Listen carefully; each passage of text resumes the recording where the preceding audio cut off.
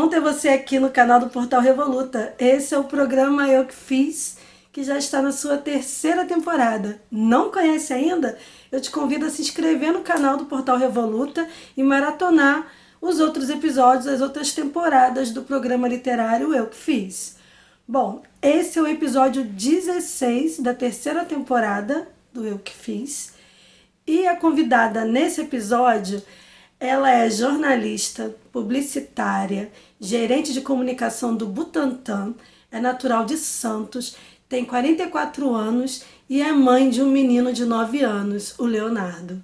Bom, a convidada desse episódio é a Vivian Hetz Lucci.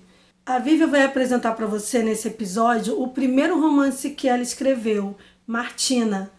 Martina é um livro que foi lançado por uma editora que só lança mulheres, que é o Feminas, e conta a história de uma mulher que morava no interior, veio para a cidade grande trabalhar, né?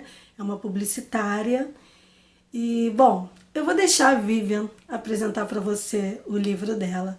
Então fique agora com o episódio 16 da temporada 3 do Eu Que Fiz, com Vivian Hetz Lucci, falando do livro Martina.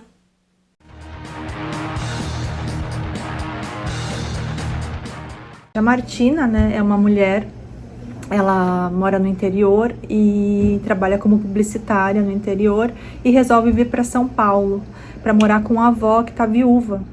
E ela chega numa agência grande, então é uma oportunidade que ela tem de ampliar os seus horizontes profissionais mesmo, né? Dentro dessa agência, uma agência grande, com um monte de gente, com vários profissionais premiados, com contas grandes, né? Que atende grandes empresas. Então a Martina, ela cai nesse lugar e começa a mostrar, assim, como é que ela ganha esse espaço lá dentro.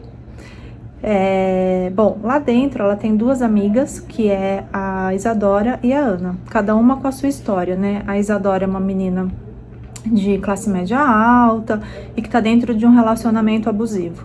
E a Ana é uma menina de periferia, negra, que tem 2 filhos e que já tem um certo destaque ali dentro da agenda. Então esse é o contexto, assim, a Ana é solteira, né, conhecendo pessoas, a Martina também, né, chegando na cidade, trabalhando, e a Isadora ali dentro de um relacionamento bastante abusivo. E mostra, né, essa angústia que a mulher tem de entrar num relacionamento, de fazer parte de um relacionamento, porque é uma construção que a gente tem, eu acho que desde pequena. A Martina, ela mora com a avó dela, né, como eu já falei, e ela vai, assim, contando as histórias da avó.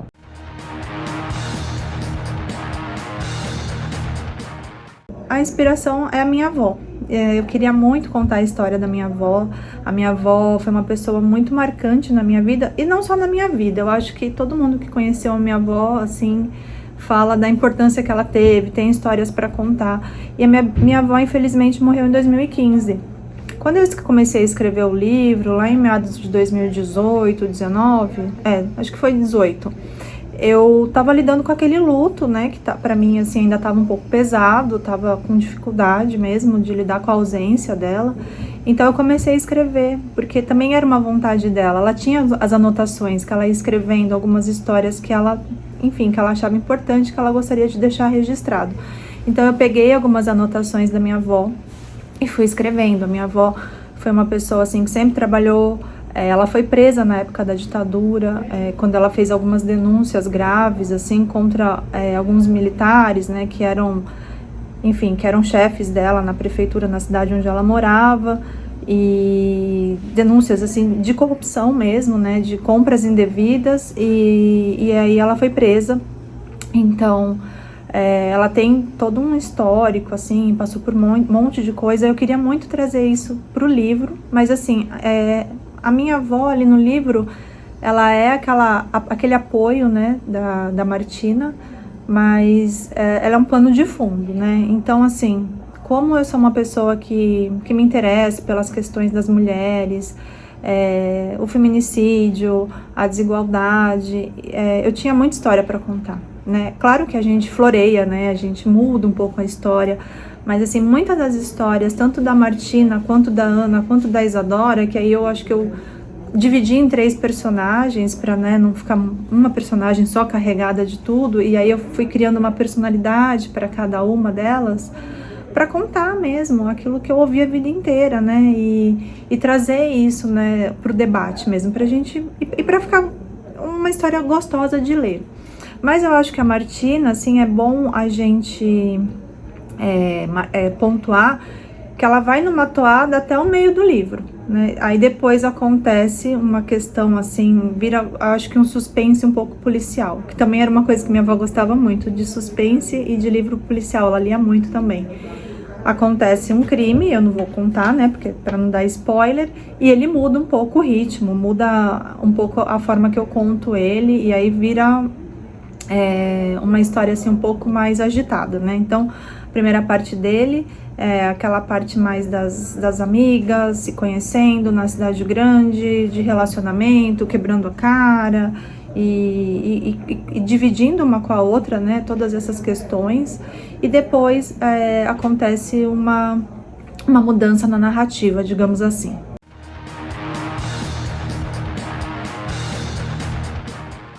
Então, eu fiquei vendo a sua pergunta pensando, né? Na verdade, eu acho que eu não escolhi, assim, aconteceu mesmo, porque assim, eu queria trazer algumas questões e aí elas cabiam muito nessas mulheres, assim, com esses perfis diferentes, né?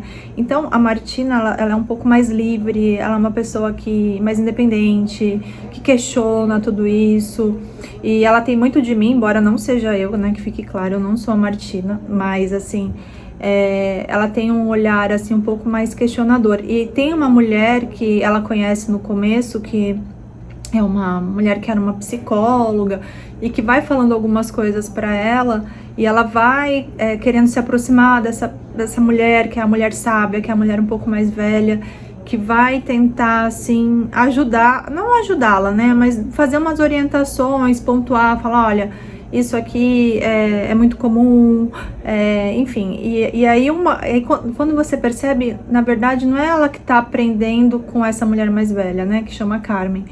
Uma tá ali complementando a outra de uma certa forma. Bom, aí tem a Isadora, que é uma menina que sempre estudou em colégio caro, particular, que é mais protegidinha, que sempre foi aquela mulher que recebeu muita influência, assim, né, dos pais, você um dia vai encontrar um homem que vai fazer todo sentido na sua vida e você precisa encontrar, porque aí você vai se sentir completa. E a Martina também sempre questiona isso. Ela entende, né, a amiga, mas ela questiona. E tem a Ana, que é aquela mulher despachada, aquela mulher bem resolvida, que já foi casada, que tem 2 filhos, que é o atendimento, que é justamente aquela mulher que faz os contatos, que é articulada, que é falante. E eu descrevo ela como uma mulher muito, muito bonita, né, que chama muita atenção. E aí, como ela tem um outro padrão, né? Ela veio de uma periferia, ela teve aquela mãe que lutou para ela ter uma vida melhor, e ela se vê dentro de uma relação ali, de um casamento que não funciona, né? Que ela não tem um companheiro, ela tem um pai lá para os filhos dela, e ela começa a questionar e ela separa, e ela começa a ver a dificuldade, né? Do que é ser uma mãe com 2 filhos, sem ter aquele apoio que ela gostaria do ex-marido. Então, eu achei que é uma coisa que eu já tive contato com pessoas assim, e seria legal contar a história dessa forma, né, com a ótica de pessoas que vieram de lugares diferentes, mas que chegam lá, né, finalmente chegam num lugar bacana para trabalhar, numa empresa grande, e se apoiam, né? Não brigam entre si, não competem, se apoiam. São mulheres que se ouvem, que gostam de estar uma com a outra, que gostam de conversar e que entendem, né, a dificuldade uma da outra. E era uma coisa que eu queria trazer muito, porque quebrar esse estereótipo, né, de que mulher não é confiável, é uma coisa meio antiga, né, na verdade. Eu acho que hoje em dia isso talvez a gente nem fale muito, mas eu queria muito trazer essa amizade das mulheres mesmo, que torcem uma pela outra de verdade, assim, que gostam uma da outra, que eu acho importante.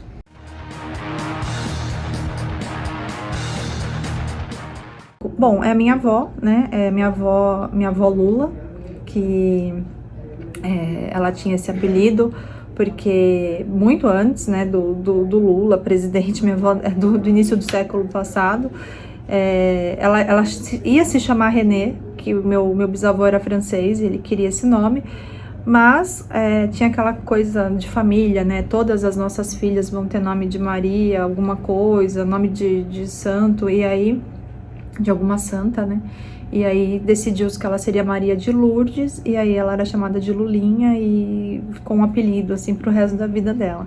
E ela sempre falou, era pra eu chamar Renê, e aí eu coloquei como Dona Renê, né? A Martina chama ela de Dona Renê.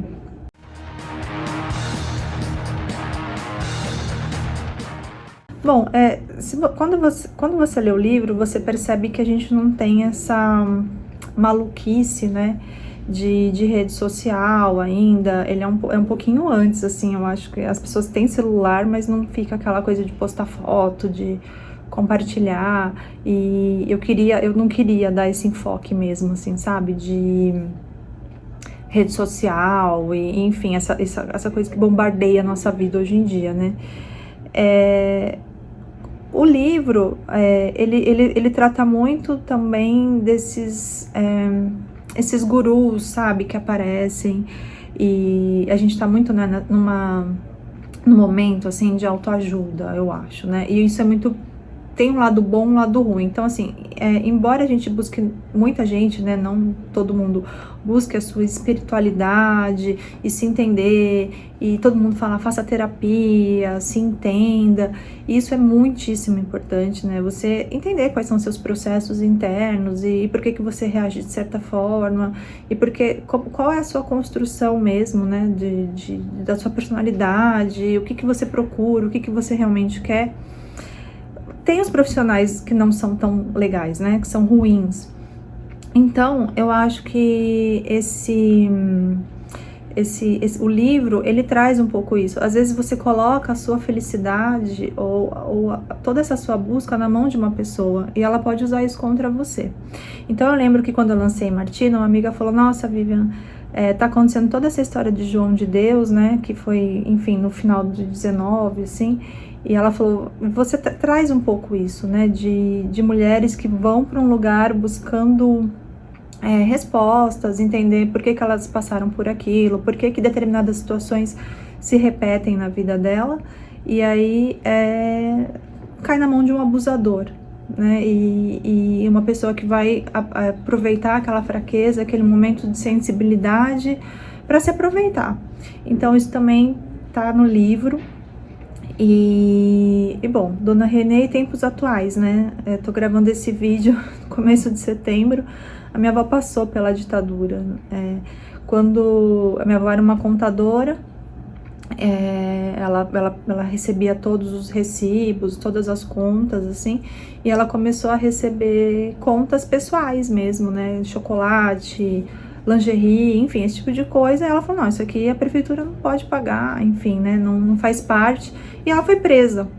Então, assim, e hoje eu ouço muito, assim, mas quem foi preso na época da ditadura deve ter feito alguma coisa de errada. Aí eu falo, a minha avó não fez nada de errado, e ela foi presa. E várias pessoas, né, aliás, quase todas, né, enfim, é muito absurdo, né, o tempo que a gente vive hoje. E minha avó, com tudo isso que ela passou, e ela não passou por pouca coisa, ela passou por um câncer, ela sempre tirou o lado bom de tudo. Então, era uma coisa que eu queria muito trazer, porque isso que eu acho que mudava a vida das pessoas quando cruzavam o caminho da minha avó. Porque as pessoas sempre saíam mais positivas, assim, elas ganhavam uma força, assim, pra seguir em frente. Eu acho que isso é legal trazer.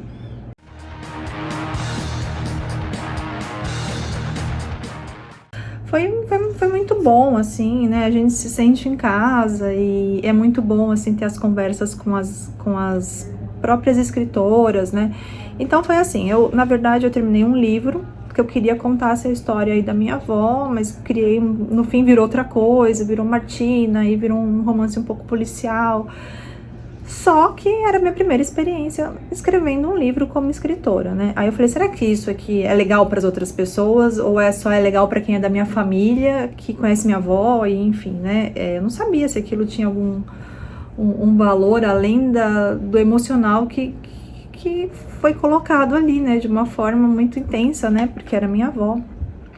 E aí eu procurei um amigo, assim, um conhecido escritor, e ele falou, olha, procura a Sandra, que ela revisa, ela dá uma olhada para você, porque eu precisava de uma revisora para então ir atrás de uma editora. Quando eu procurei a Sandra, ela falou assim, olha, Vivian, eu vou lançar uma editora só para mulheres. Então, se eu gostar do seu livro, vai ser meu primeiro romance. Mas não, né? Tipo, vamos ver, vamos analisar. Então, assim, eu não criei muita expectativa, mas claro que eu tinha, né, a esperança de que ela falasse, não, esse livro é super, assim, incrível, né? Dá pra gente seguir em frente. E aí foi isso, assim, ela terminou de ler, ela gostou bastante. A gente passou por mais outras 2 revisões, né, de 2 escritoras que leram, que deram suas sugestões, e aí a coisa fluiu dessa forma, foi ótimo, assim, não esperava que ia ser tão rápido e tão fácil, assim, porque é uma luta, né, para o novo escritor conseguir uma editora, conseguir publicar o livro, então foi dessa forma.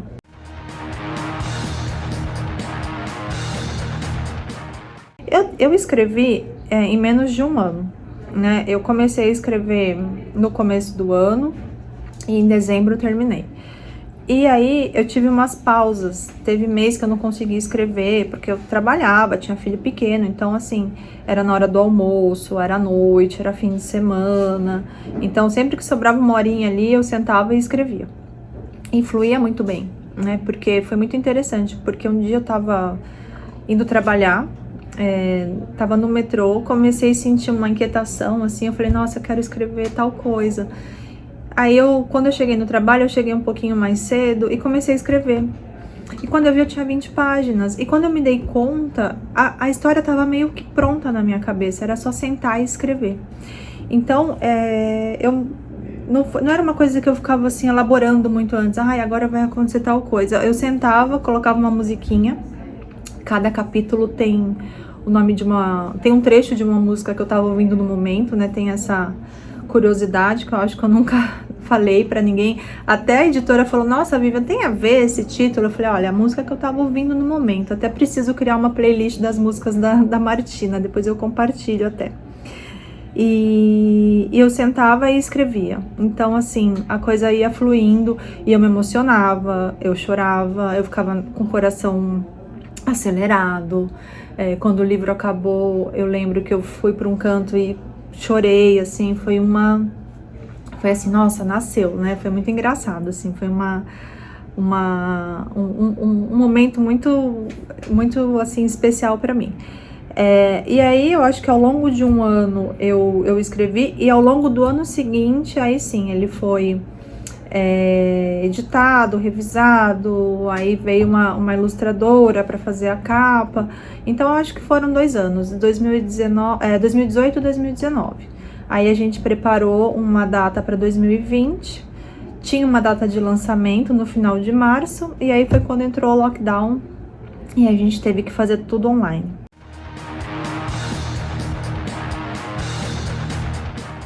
Eu acho que a curiosidade do processo criativo são essas 2, né? Foi o dia que eu me senti muito inquieta, e aí eu comecei a escrever, e quando eu me dei conta tinham 20 páginas escritas. E o fato de eu escrever sempre ouvindo música, porque aquilo me ajudava muito, assim, no meu processo criativo. Mas, assim, não era uma coisa que eu me forçava. Eu tinha muita vontade de escrever alguns dias, tinha dias que eu não tinha. Então, eu me respeitava. Teve esse mês que eu falei que eu acabei não escrevendo, porque eu acho que teve 2 meses que eu não consegui, porque era muito trabalho, era muita correria, eu tava muito cansada. Então, não era uma coisa que eu me forçava, assim, todo dia eu tenho que tirar uma hora e escrever. Não, tinha dias que fluía bem, tinha dias que não tava legal. Então, eu respeitei isso, até porque não é meu primeiro trabalho, né? Eu sou jornalista, eu trabalho bastante, então era uma coisa que era para mim e pro meu processo de luto, né, de trazer toda essa história da minha avó ali, né, para um registro, né, da história dela. Enfim, eu acho que foi isso, assim. E contar essas histórias, né, de histórias de amigas, de pessoas muito próximas que eu ouvi o tempo todo, que eu recebia, da mulher ser culpada por qualquer abuso ou agressão que ela sofre. A gente tá sempre numa posição, assim, de tentar se resguardar, tentar se diminuir, tentar não chamar muito atenção para não criar problema com ninguém. Então, tudo isso, assim, que eu fui recebendo ao longo da vida, eu fui distribuindo nessas personagens aí para trazer esse assunto à tona, né, pra gente falar sobre isso abertamente e de tudo aquilo, né, que eu fui assimilando ao longo desses anos. E também eu trago muito uma questão psicológica mesmo, né, porque eu lembro que depois que minha avó faleceu, eu comecei também a fazer terapia.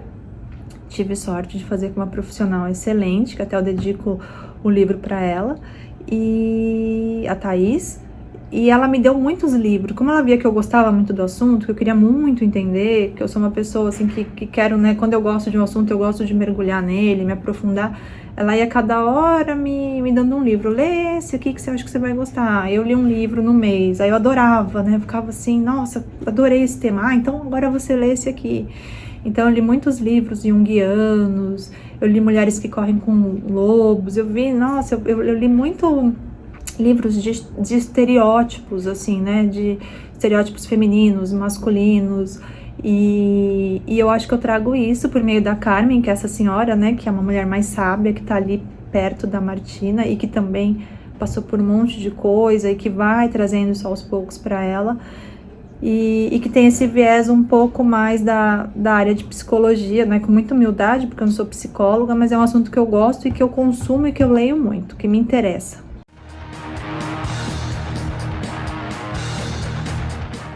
Foi a Andréia Freire, tá? Não conhecia a Andréia, ela foi uma escolha da editora, da Sandra, e a Sandra trabalhou algum tempo na edição da revista Cult e de várias outras revistas. Então ela conhecia bastante gente da área. Ela quis escolher uma mulher, né, também, enfim, porque a Fêminas tem toda essa questão, né, do feminino. E eu tinha um desenho do meu pai, que é o filho da Dona Renê. E quando eu falei do livro, ele, eu vou desenhar uma coisa pra você. E eu adorei, achei que ficou super bom. Só que aí, conversando com a editora, elas falaram, não vamos sair muito, né, da temática de ser mulheres e tal. Aí eu pedi, né, delicadamente pra ver se ele poderia entrar no meio do livro, elas concordaram. E ela entrou em contato com a Andréia Freire, que leu o livro e fez toda a concepção da capa. E foi muito diferente, assim, do que eu imaginava, né? Então, quando a Sandra veio me apresentar o livro, a gente marcou um dia, ela olhou, assim, eu lembro que eu fiquei olhando, falei, não, peraí, deixa eu me acostumar aqui com toda essa ideia, né? E eu acho linda a capa, eu acho ela maravilhosa, assim, eu acho que ela parece um quadro. Eu acho que no meio de um monte de livro, de uma livraria, ela chama atenção, eu acho ela super bonita. Tá lá, né, contemplado no meio do livro o desenho do meu pai.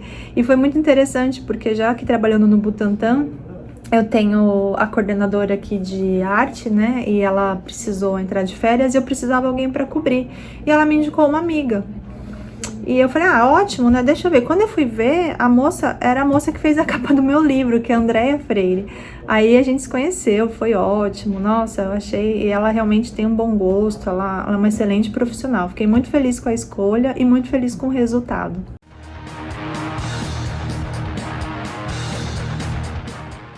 Minha mãe é professora de português e literatura, então, e meus pais sempre tiveram o hábito de ler, meus avós, então a gente sempre teve muito livro em casa.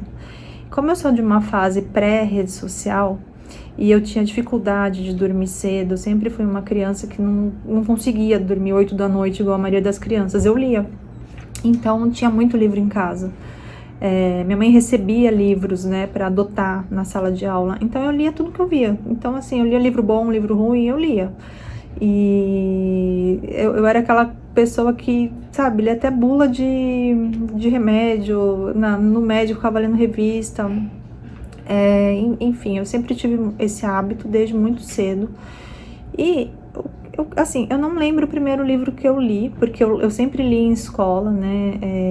Na escola eles adotavam vários livros. Eu lembro do Menino do Dedo Verde, eu lembro de Machado, que até a gente lê antes, né, do que deveria, fora de época, que é um desperdício. Mas eu lembro que eu li Feliz Ano Velho, de Marcelo Rubens Paiva, quando eu tinha uns 10 anos. Eu lembro que tinha esse livro lá, eu peguei, eu falei, mãe, posso ler? Pode. E eu lembro que eu li, meu pai até ficou bravo, esse livro não é pra você, esse livro não é de criança. E hoje, pensando bem, eu era meio pequenininha mesmo, mas eu li e gostei, né? Eu sempre gostei dessas histórias contadas em primeira pessoa. Eu lembro muito, assim, livros que marcaram minha vida foi esse, foi um dos primeiros. Não tanto porque é meu preferido, mas porque eu lembro que foi acho que começo do contato com uma literatura um pouco mais adulta. Outro livro que eu adorei foi As Brumas de Avalon, que eu acho que eu li umas 4 vezes ao longo da minha adolescência, até preciso ler de novo, porque já faz muito tempo. Eu acho que o meu preferido, acho que Crime e Castigo, do Dostoiévski, eu gosto demais desse livro, eu acho ele muito bonito. Eu gosto de Ensaio sobre a Cegueira. Olha, eu leio muito, assim, eu tenho vários livros que eu gosto muito, mas eu gosto muito dos clássicos também. E ultimamente eu tenho lido literatura um pouco mais moderna também, né, autores mais contemporâneos, mas eu sempre gostei muito dos clássicos, então eu sou bem eclética.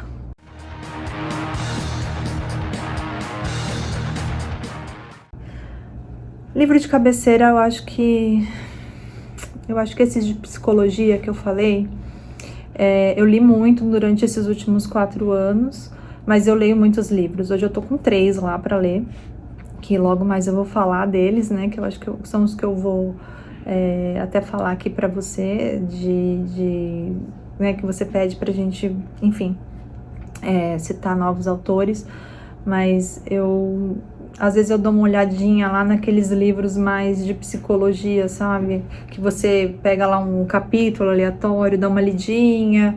Então, deixa eu ver, alguns que minha psicóloga Thaís indicou. Tem um que chama Parceiros Invisíveis, que é muito legal. Tem um que chama Pantanais da Alma, também é muito legal. Tem um também que é bem junguiano, que chamam As Mulheres e as Deusas, se eu não me engano, que traz todos os estereótipos, né? E aí você vê que isso tá tudo aí há muito tempo e a gente que não se interessa e não lê, né? Da forma como a personalidade das pessoas são construídas, como as pessoas reagem diante de algumas situações. Tem um que eu cito também, que é de um espanhol, que também... Deixa eu lembrar aqui, que eu cito no livro. Enfim, eu não tenho um que eu olho sempre, mas assim, eu acho que em épocas da minha vida eu tive livros que eu reli muitas vezes e que eu tenho vontade de reler, porque às vezes é muito legal numa época e passa um tempo e já não é mais tão legal, né?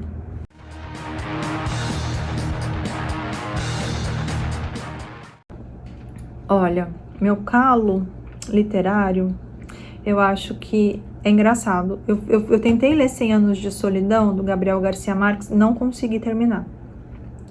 Porque, assim, era um monte de personagem, aí eu não sabia mais quem era quem, eu fiquei confusa, e aí eu comecei a achar chato. Mas eu gosto muito de Amor nos Tempos do Cólera, eu adorei esse livro, até assisti o filme, então... E também aconteceu isso com Saramago. Quando eu vi o Ensaio sobre a Cegueira, eu enlouqueci, assim. Foi bem antes do filme, um pouco antes, do filme. Eu achei aquilo, assim, de uma genialidade, né, que ele fez, enfim, de tirar a visão das pessoas e elas começarem a agir como animais. Eu achei sensacional. Aí eu tentei ler outros livros dele e não gostei. Então, eu acho que tem isso também, né? Às vezes tem uma obra que tem mais a ver e tem outra que não tanto.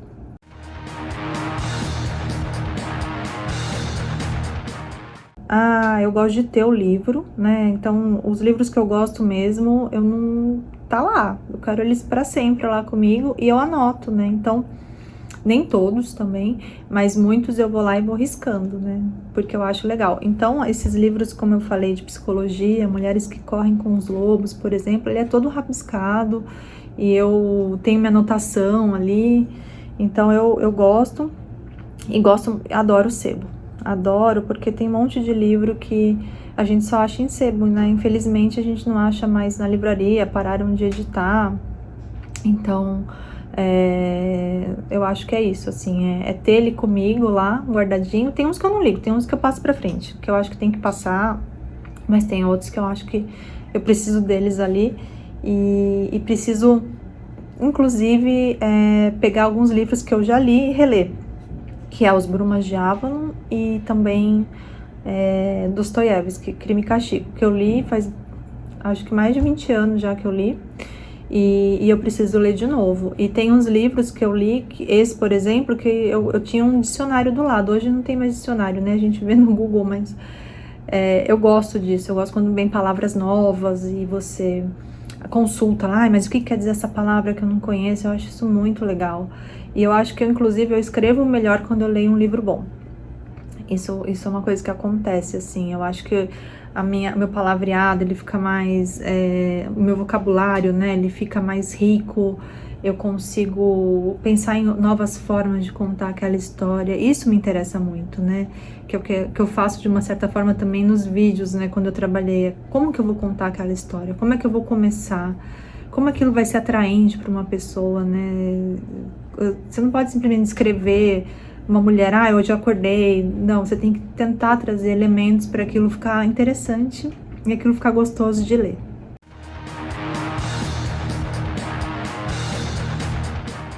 Bom, então eu vou indicar 2 livros. Foram os 2 últimos livros que eu comprei,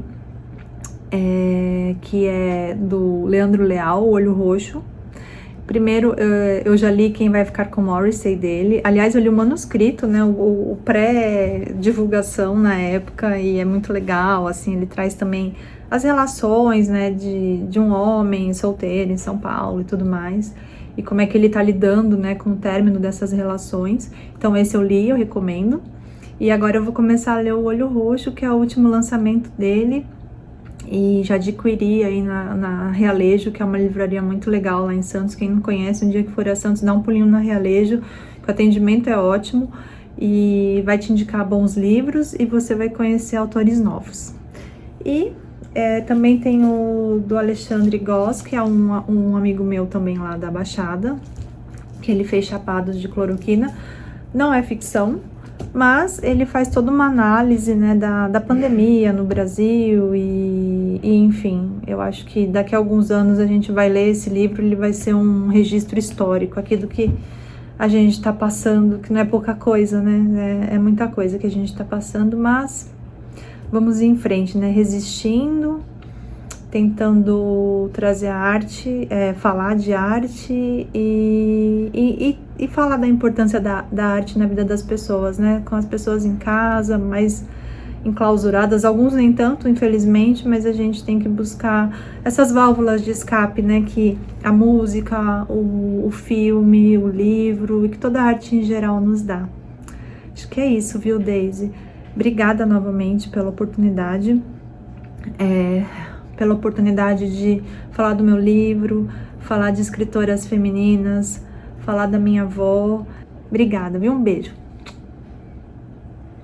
Muito legal o processo criativo dela, né? De colocar música para poder escrever e também entender a escrita como um processo de luto pela perda da avó dela, né? E que homenagem linda colocar a avó dela no livro, né, contando as histórias de uma forma indireta. Achei sensacional, achei de uma sensibilidade enorme, né? E o legal é a cruzadinha que tem aí, né? Porque o Leandro Leal, né, o Leandro Damasceno Leal, que apresentou aqui no Eu Que Fiz o Olho Roxo, que indicou a Vivian para participar, e o mais legal é que a Vivian comentou sobre o livro do Leandro aí no final, quando uma coisa puxa a outra. Então é exatamente assim, né? Uma coisa vai puxando a outra. Bom, deu vontade de ler? Eu vou deixar na tela o link da editora Feminas, É bom até para você poder conhecer um pouco mais sobre essa iniciativa. E na descrição do vídeo terão os links de onde você pode encontrar o livro para comprar, tá bom? Então tá aqui, ó, na tela o Instagram e na descrição do vídeo tem os links, ok? Bom, e nesse episódio eu vou indicar um sebo virtual. Sim, eu vou indicar o Livro do Bazar. Bom, nas minhas andanças aí pelo Instagram, procurando perfis literários, eu tropecei nesse perfil, né, que é um perfil super dinâmico. E além de ter vários títulos bacanudos, nossa, tem muita coisa legal. Inclusive tinha um Gabriel Garcia Marques lá que eu não tenho, mas já foi vendido, infelizmente.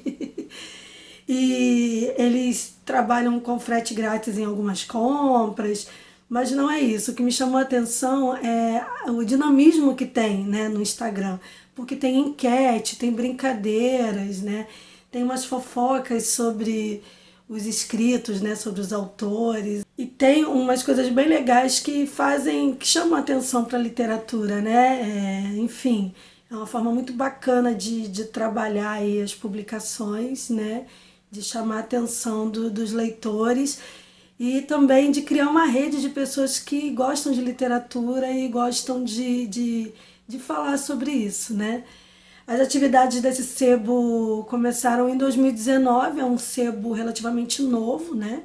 Tem 2 aninhos de vida, mas se eles continuarem nesse ritmo aí, com a rede social bombando, com todo esse dinamismo, esse sebo vai longe, né? Então eu vou deixar aqui o link do Instagram do sebo, né? Do Livro do Bazar.